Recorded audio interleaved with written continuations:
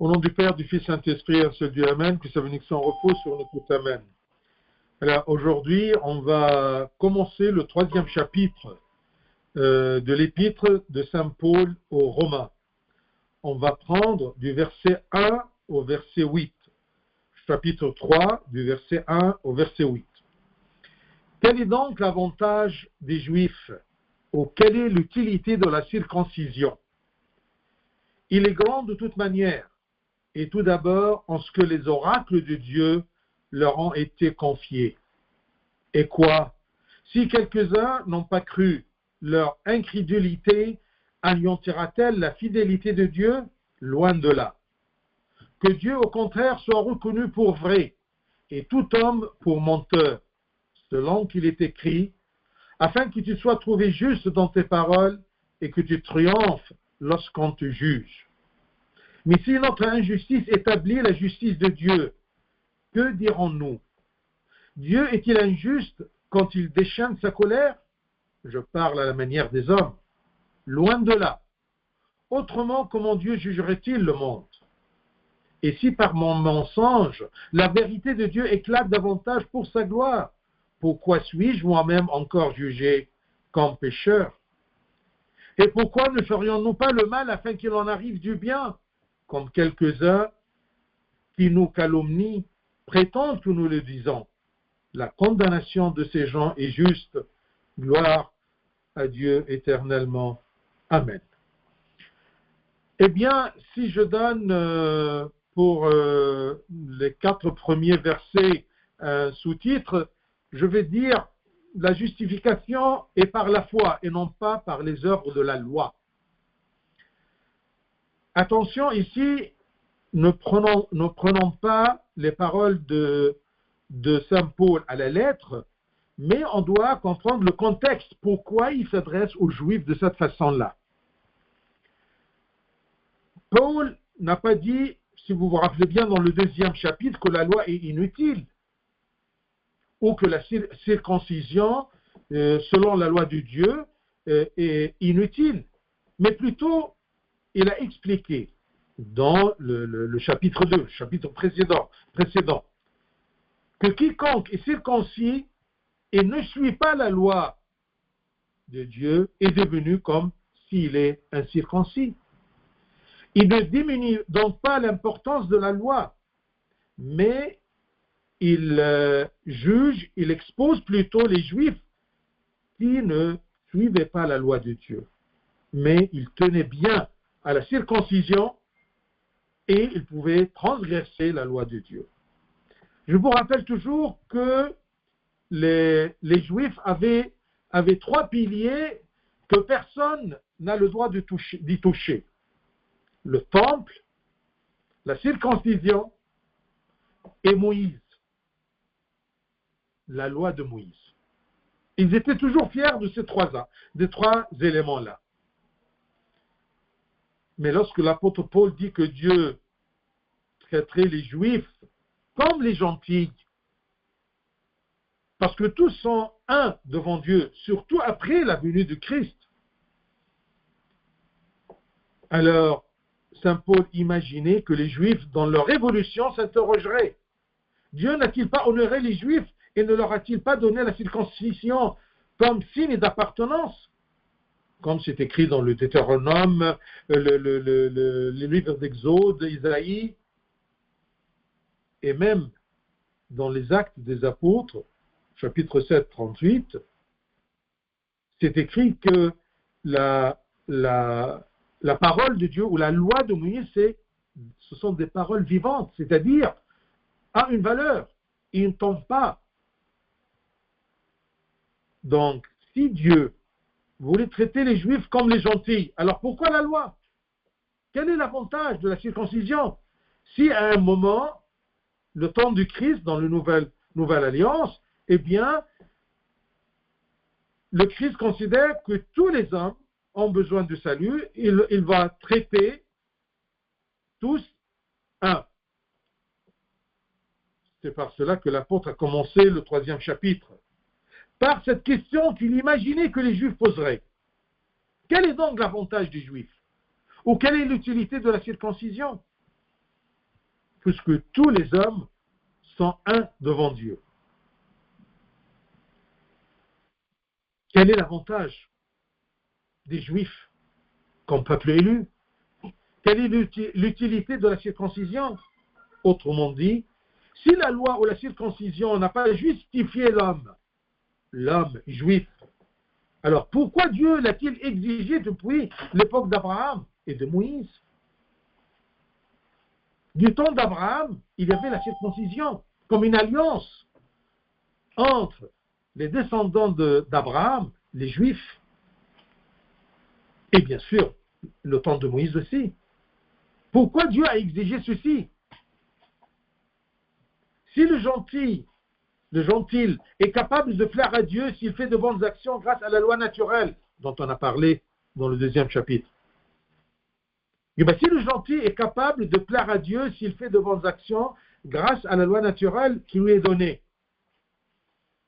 puisque tout le monde est tombé sous le jugement, qu'il s'agisse des gentils en violant la loi naturelle ou les juifs en violant la loi de Moïse. Quel est donc l'avantage de la circoncision, ou qu'est-ce qui distingue les juifs? Il présente cette question-là qui sûrement s'est passée dans la tête des juifs. Quel est donc l'avantage des juifs, ou quelle est l'utilité de la circoncision? C'est ça la question. Verset 2. Il est grand de toute manière, l'avantage. Et tout d'abord, en ce que les oracles de Dieu leur ont été confiés. La valeur des Juifs, c'était quoi? C'était tout simplement que Dieu leur a confié les prophéties à propos du Sauveur, du Messie. Il leur a confié les livres, les Écritures, la sagesse de Dieu. C'est ça la valeur des Juifs. Dans le temps, attention parce que ça a changé. Donc la loi et la circoncision ont de nombreux avantages. Car Dieu a confié, attention à ce mot, c'est ça le privilège de ce peuple élu, qui était élu à un moment.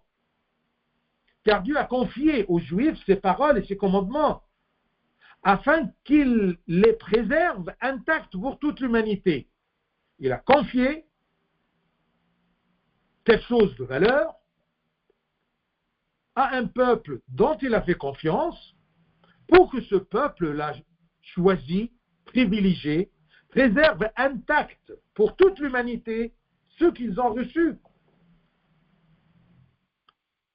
Et ils étaient en fait au niveau de la responsabilité. Regardez Abraham, regardez Moïse. Mais les descendants de Moïse et Abraham, et Isaac et Jacob, eh bien, ils ont été au niveau de la responsabilité de garder ceci, mais d'une manière formelle et d'une manière littérale dans l'application. Mais ils n'ont pas compris le sens ou la profondeur des Écritures et de la loi de Moïse. Donc le premier avantage des Juifs est que Dieu leur a confié ses paroles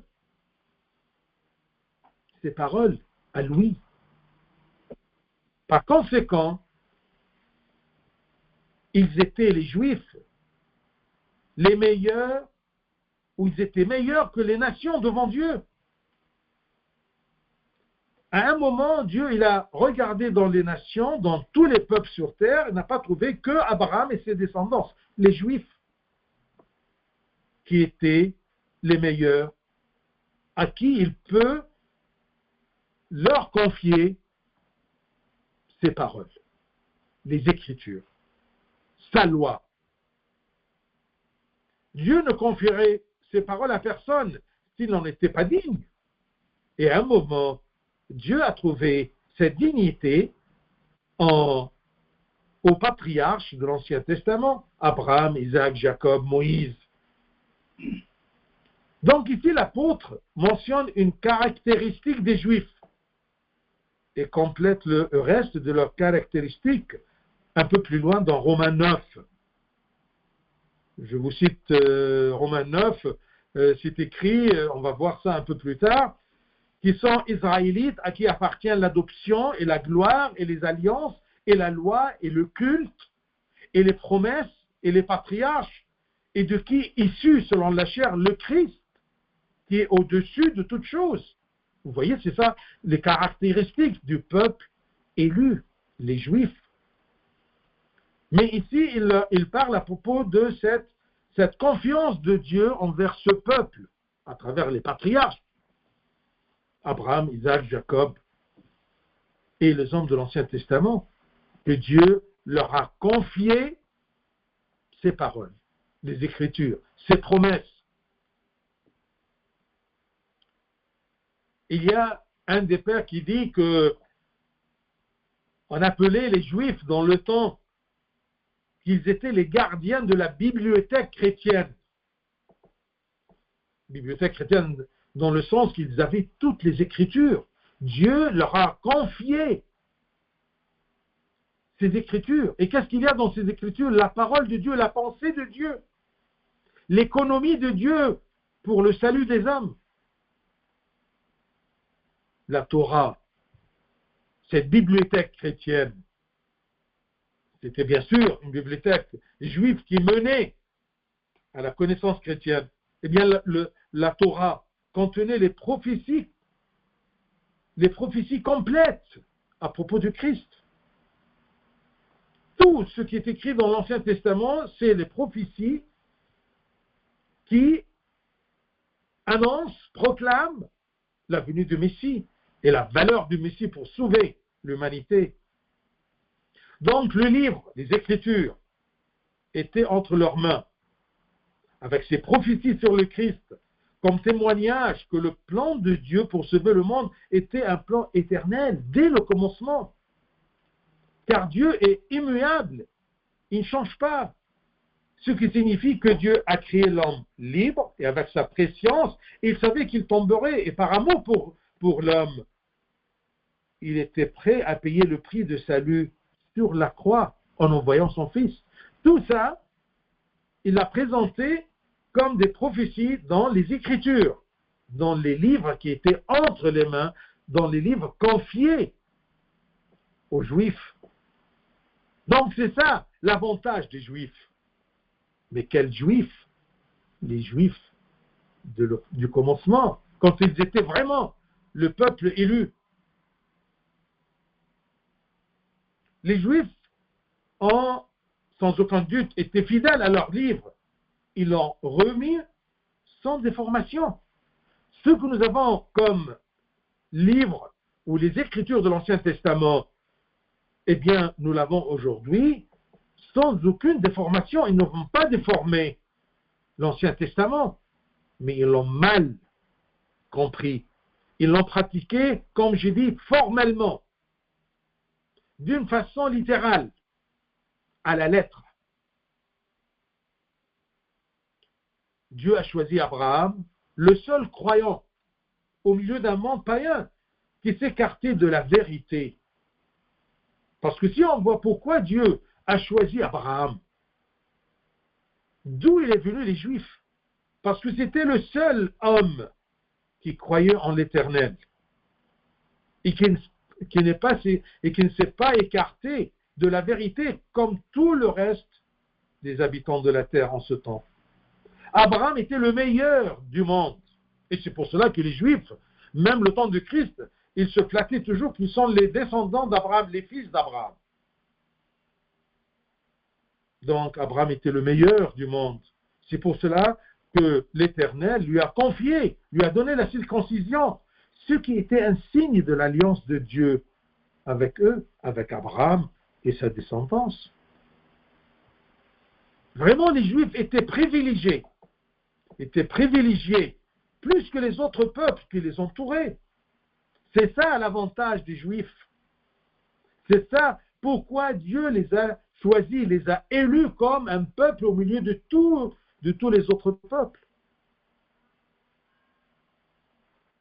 Et Dieu les a choisis comme son peuple élu, un peuple spécial, un peuple privé pour Dieu. De qui serait issu le Christ, la Vierge, les apôtres, les prophètes et tous les justes de l'Ancien Testament? Le Christ lui-même, il est issu d'où? Des Juifs, du peuple de Dieu. Tous ces justes de l'Ancien Testament et même du Nouveau Testament, eh bien, sont sortis sous la loi de Moïse. Notons bien que Dieu a donné la conscience à tous dès le début de la création, comme témoignage de la vérité dans leur cœur humain. Et lorsque la conscience humaine a été corrompue, Dieu a donné la loi pour aider les gens, mais l'a donnée à ceux qu'il appréciait, c'est-à-dire pour les meilleurs, c'est-à-dire pour les Juifs. Parce que l'homme était créé avec la loi naturelle. Mais quand la nature était pourrie et l'homme de nature, il s'éloignait de la vérité de Dieu, eh bien, Dieu a choisi les meilleurs. Ils ne sont pas les parfaits, mais les meilleurs parmi tout le monde pour leur confier les Écritures, les prophéties. C'était pour que le Christ vienne de ce peuple élu et que par sa grâce, tous les hommes soient acceptés. Par grâce, chacun sera changé de son ancienne nature corrompue et deviendra une nouvelle création. C'était ça le but de Dieu, à travers les Juifs qui devraient garder le sens et la valeur des Écritures, non pas la lettre tout simplement.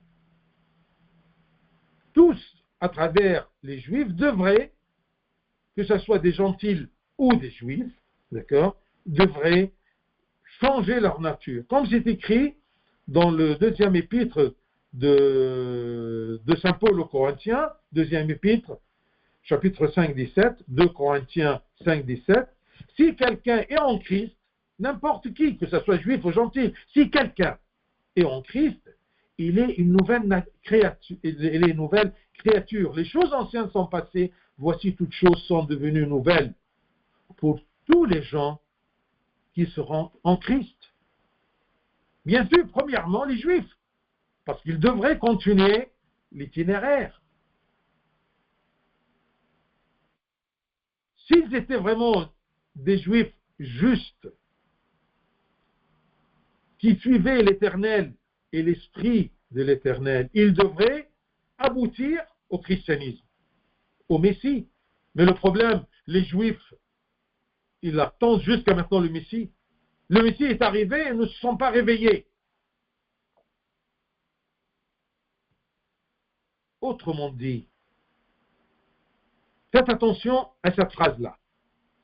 Autrement dit, le salut est pour eux, pour les Juifs. Et le salut vient d'eux. Le salut est pour eux et vient d'eux, mais il ne se limite pas à eux.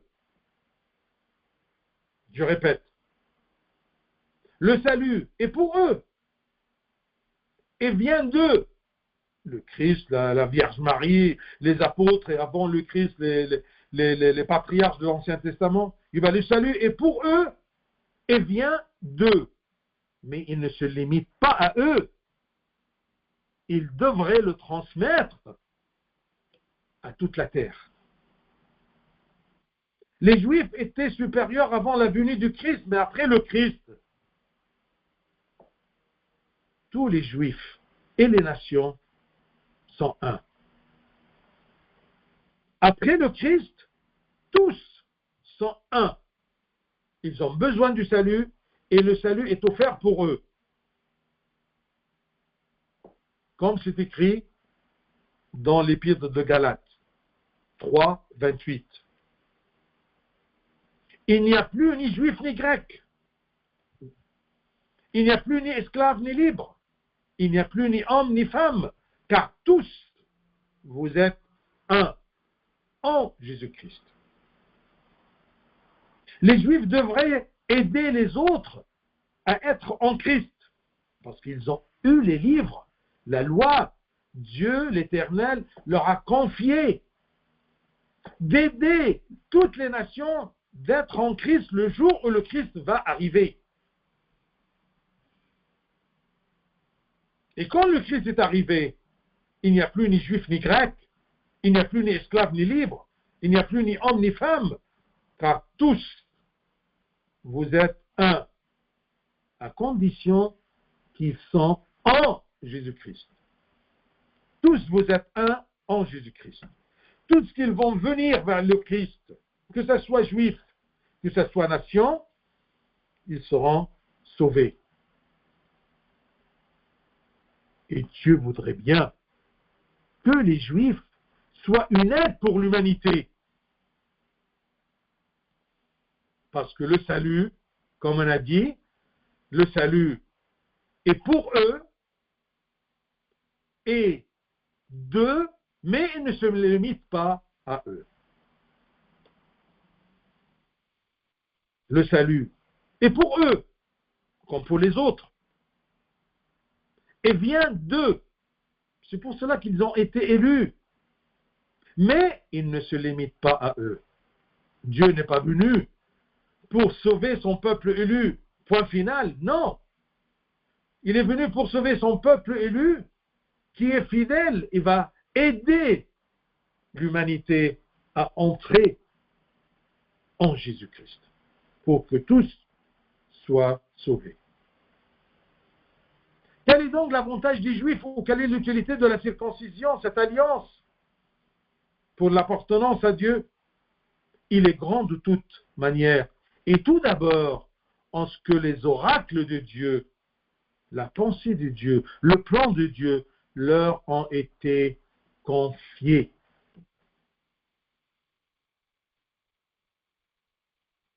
Verset 3. Et quoi?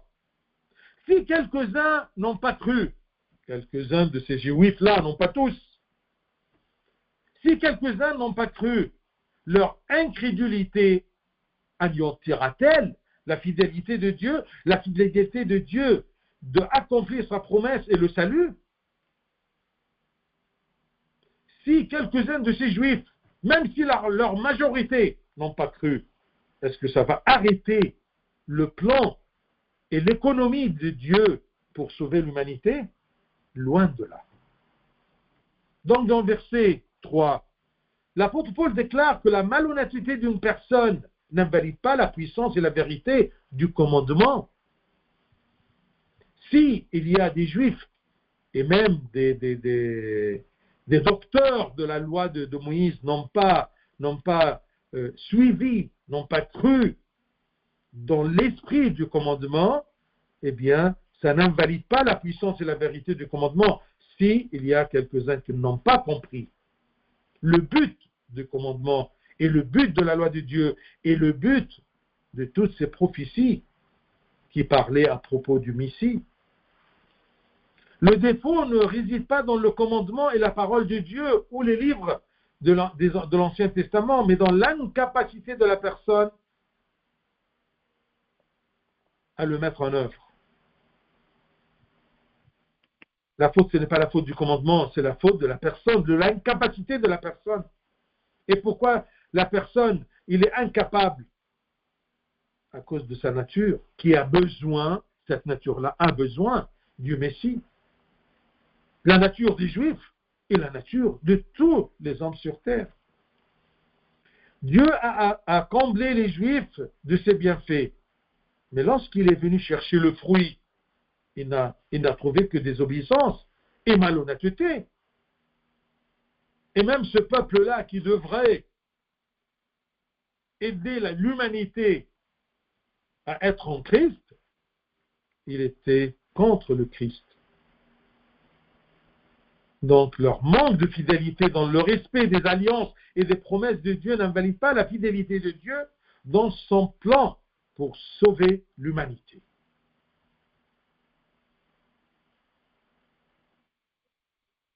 Le fait que les Juifs ne respectent pas la loi ne perturbera pas le plan de Dieu selon lequel le Messie viendra des descendants des Juifs. il était juif. Marie et Joseph étaient des juifs. La plupart des apôtres étaient des juifs.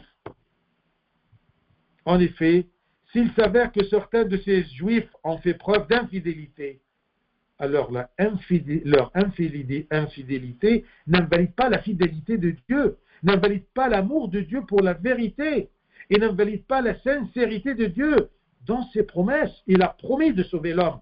Il a promis d'envoyer son Fils, sa parole incarnée de la Sainte Vierge Marie, pour sauver l'humanité. Donc Paul ici, dans Romains en général, n'offense pas la loi, mais plutôt les Juifs qui violent la loi de Moïse. Paul n'a pas dit que la loi est inutile, mais qu'elle est plutôt bénéfique si elle est combinée avec le bien.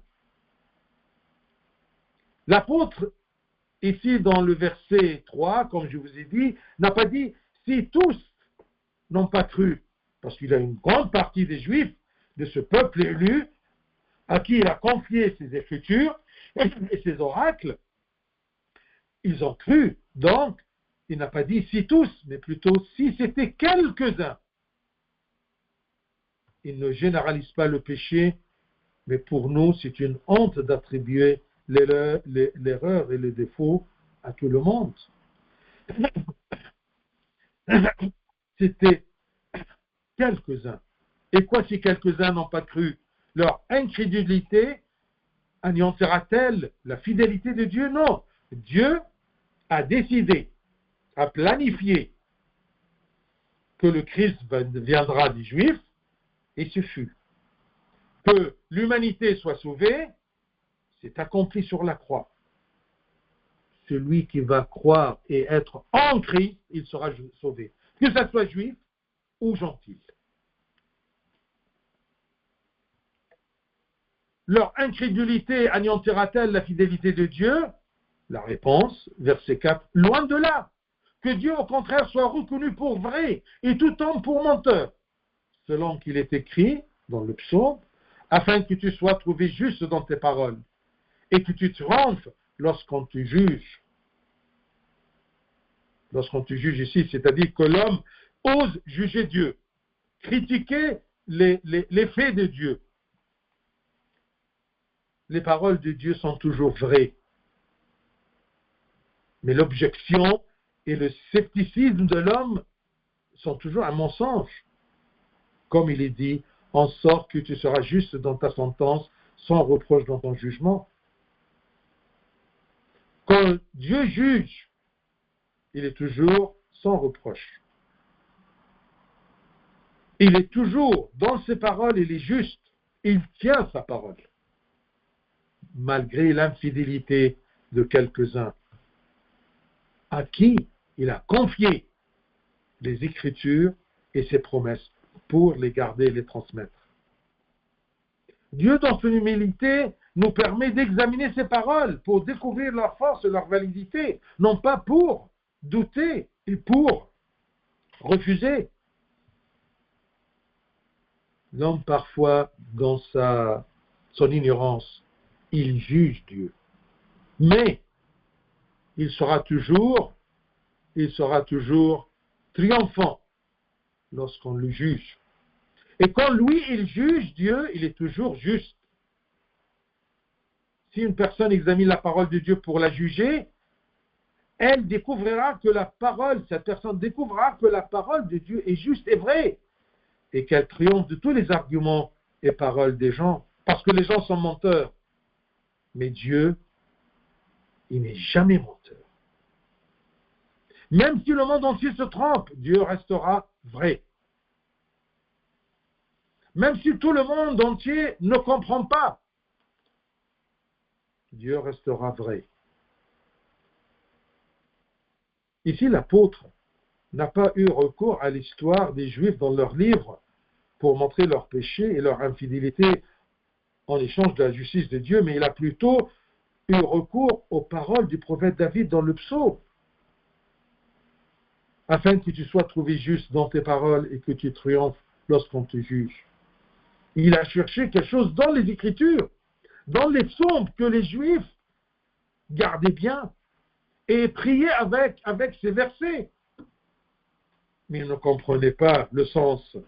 Ils priaient à la lettre, comme beaucoup parmi nous. On prie mais on ne comprend rien. On dit nous sommes chrétiens, d'accord, mais on ne plaît pas à Dieu parce qu'on ne suit pas la volonté de Dieu et on ne comprend pas la parole de Dieu. Malgré mon péché et les péchés de l'humanité et les péchés des Juifs, Dieu ne s'est pas soucié d'eux, mais a plutôt envoyé son Fils unique parce qu'il a promis de le faire. Dès le commencement, il a promis à Ève que sa descendance sera sauvée. Que sa descendance, d'accord, va écraser Satan. Par sa force? Non, par la force du salut. Saint Paul prouve sur la base des paroles de David la véracité et la fidélité de Dieu et qu'il a tout fait pour justifier les pécheurs, mais ces pécheurs, ils n'ont pas cru.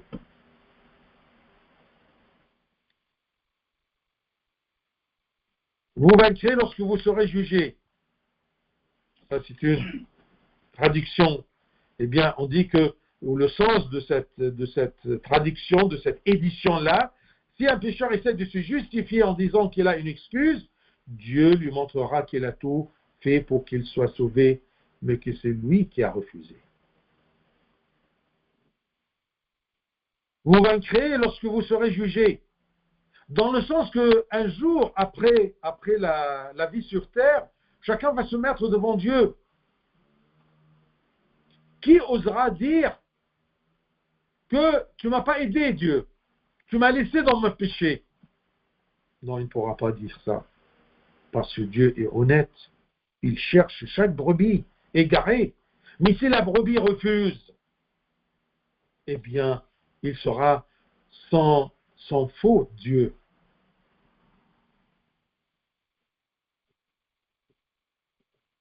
Et c'est pour cela qu'il y a une petite remarque qu'un des pères qui a fait.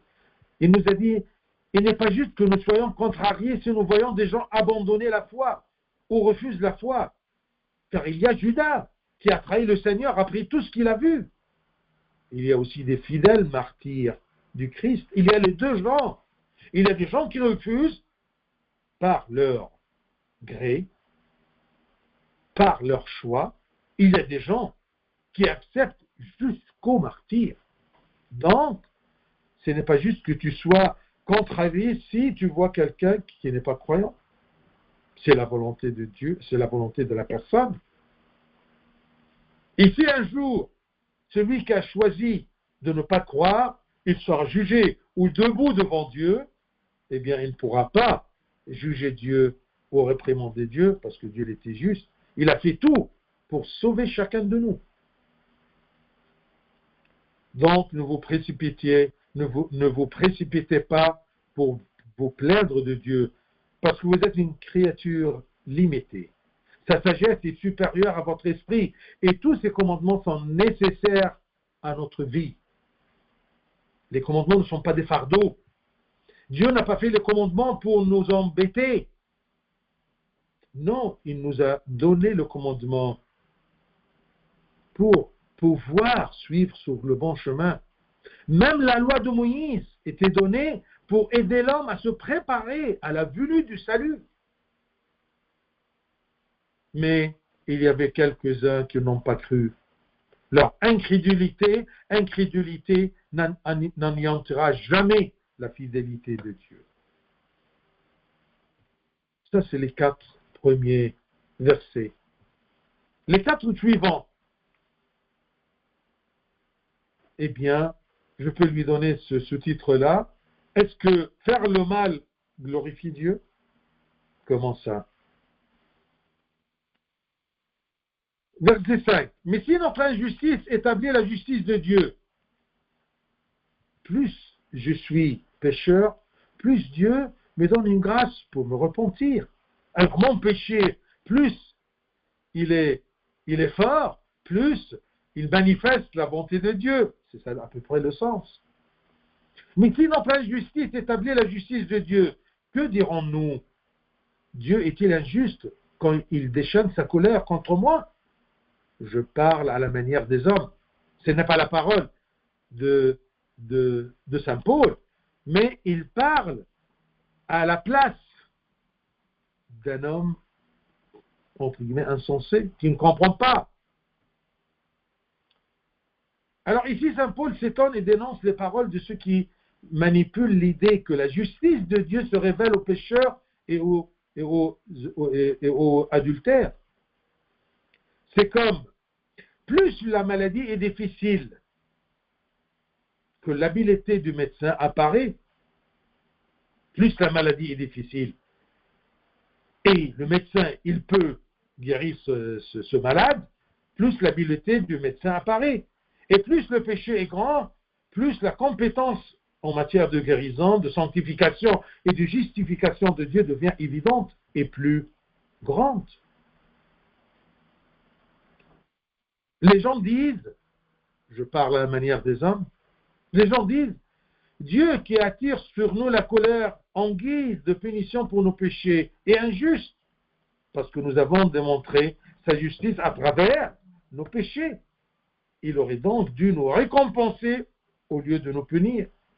Yani l'homme, il veut être pécheur, et Dieu, à un grand prix, le sauve.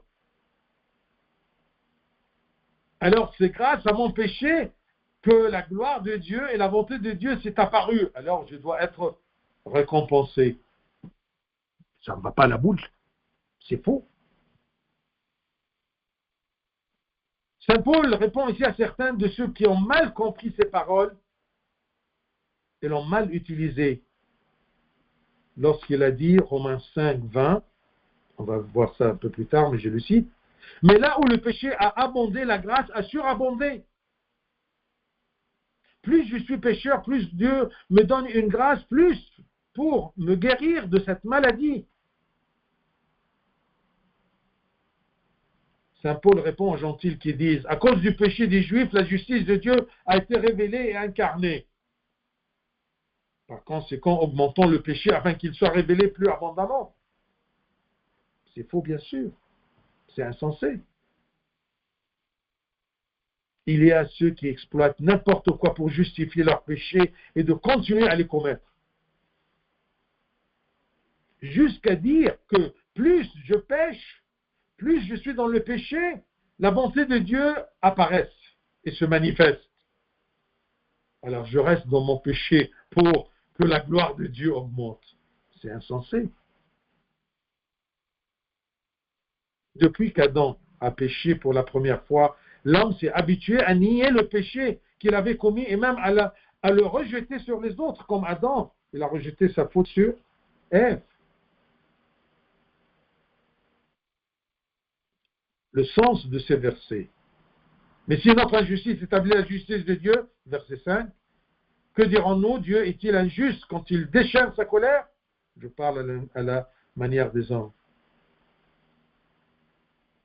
La signification de ce verset est que si notre injustice révèle la justice de Dieu, si mon mal révèle la bonté de Dieu, alors Dieu devient injuste parce qu'il se met en colère contre notre injustice et nos mauvaises actions. Me voici, dit Paul, en train de parler, de penser comme la personne moyenne qui essaye de justifier son péché. Le mal ne peut pas être une raison pour le bien. Mais Dieu, dans sa sagesse, fait sortir le bien du mal. Ce n'est pas une excuse pour moi de rester dans le mal, pour que le bien de Dieu se manifeste.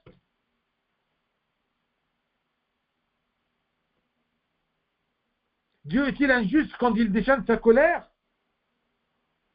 Loin de là, verset 6. Loin de là. Autrement, comment Dieu jugerait-il le monde? Si cette façon-là de penser des hommes, à la manière des hommes, est juste, Dieu ne pourra jamais juger le monde. Si on pense de cette façon-là, que le mal de l'homme fait manifester la bonté de Dieu, il ne pourra jamais juger le mal du monde. Et ben, chacun reste dans son péché.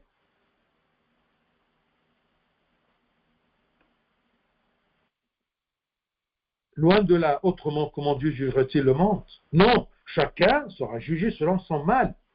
Que ça manifeste la bonté de Dieu, la générosité de Dieu, ça c'est autre chose. Mais ce n'est pas une excuse pour rester dans le mal. Verset 7. Ici, par mon mensonge, la vérité de Dieu éclate davantage pour sa gloire. Pourquoi suis-je moi-même encore jugé comme pécheur? Mais alors, tu veux être jugé comme quoi? Comme cause de manifestation de la gloire de Dieu? Tu seras jugé comme pécheur. Si Dieu, par sa bonté et sa puissance, peut faire sortir le bien du mal, le bien de ton mal, ça ne veut pas dire que tu peux rester dans ton mal ou tu seras récompensé pour ton mal. Regardez, quand on détourne la vérité, ça devient mensonge. L'apôtre Paul a répété ce que les gens disaient dans ses propres mots. Plus le mentant est péchant, plus les anges et les justes glorifient Dieu pour sa grande miséricorde et sa grande puissance. Alors pourquoi nous sommes jugés de Dieu? Pourquoi nous sommes punis de Dieu pour notre faute? Pourquoi devrais-je être condamné comme pécheur alors que je suis la raison de la glorification de Dieu? Dieu est la vérité. Et l'homme a été créé pour vivre pour Dieu, c'est-à-dire selon la vérité. Celui qui ne vit pas pour Dieu, mais pour lui-même, a abandonné la vérité et est devenu menteur. Loin de la vérité, c'est mensonge. Loin de la lumière, c'est obscurité. Car cette personne qui a abandonné la vérité et qui est devenu menteur, il a accompli sa propre volonté et non celle de Dieu. Il a commencé à vivre sans ce pourquoi il avait été créé. Il était créé pour suivre Dieu dans la lumière, dans la vérité.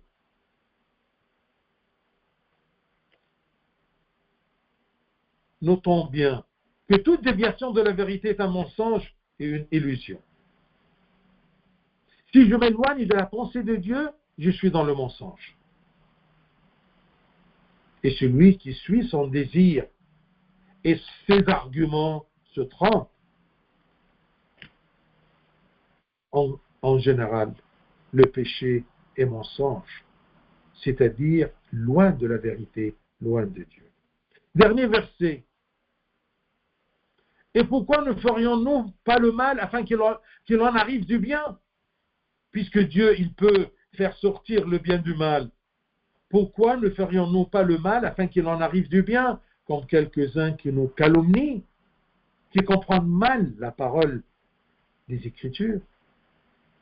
Comme quelques-uns qui nous calomnient, prétendent que nous le disons. Saint Paul ne dit pas ceci dans ce sens-là. Ces gens-là sont injustes et leur condamnation est juste. La condamnation de ces gens est juste. L'apôtre Paul déclare sa détresse face à ceux qui lui attribuent quelque chose qu'il n'a pas dit. Faisons des mauvaises actions et Dieu aura pitié de nous et nous donnera de bonnes choses. Ainsi son saint nom sera glorifié. Saint Paul n'a pas dit ça. Il a dit pour nous encourager. Plus tu as un péché, plus tu as une maladie, Dieu va te donner beaucoup de médicaments, beaucoup de grâce. Sinon, ce sera comme si Paul permettait l'acte de péché. Cette personne mérite vraiment d'être jugée pour cette erreur. Il est juste que Dieu condamne ces gens, car ils se sont fait un outil entre les mains de Satan.